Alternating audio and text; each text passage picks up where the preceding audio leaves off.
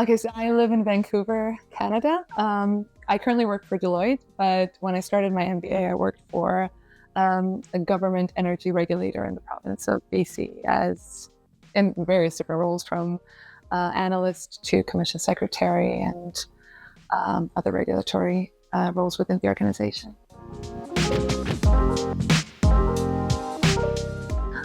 Maybe a little bit of all of it in a way. I think I researched a lot of different programs. I was very interested in completing an MBA, but just wanted to make sure I find the perfect fit with a university that was flexible and had enough experience in managing a program like that, and maybe didn't have it all laid out for what I wanted to achieve afterwards. But I knew that it would open opportunities and ideas along the way, and so it did.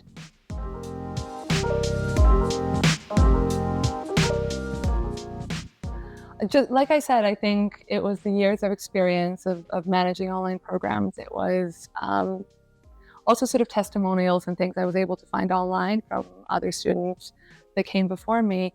And just, I had the confidence that the program would be of high quality and delivered in a manner that would allow me to work and balance everything I needed to balance in order to complete it.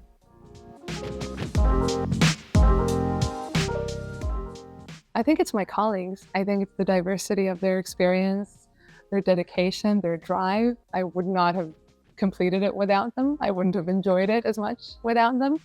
Obviously, the faculty and the support that we had was incredible, but on a day-to-day basis, communicating with my peers and sharing what we were going through together really kept me engaged and kept me motivated to go on.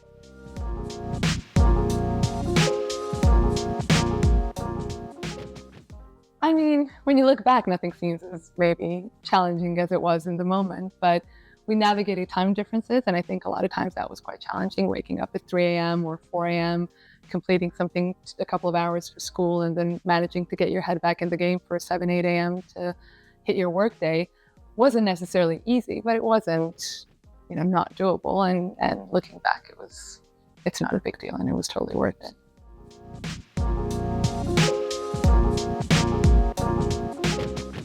I mean, I've changed careers completely, and I'm probably still learning in a way of sort of how I'm applying it and how I'm using it the most. And I think I'll probably figure that out in the next 6 months. But critical thinking being one, sort of really approaching everything with a lens of what if this and so what, and just having those questions of not taking things for granted and always trying to dig through below the surface to understand it more and understand it better before I either make a suggestion or make a decision.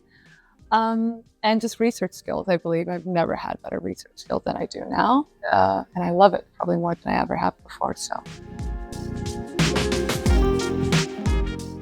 don't be afraid of it, but be ready for hard work. I think once you're in it, and you kind of have to keep pushing. And I do believe that everybody can do it.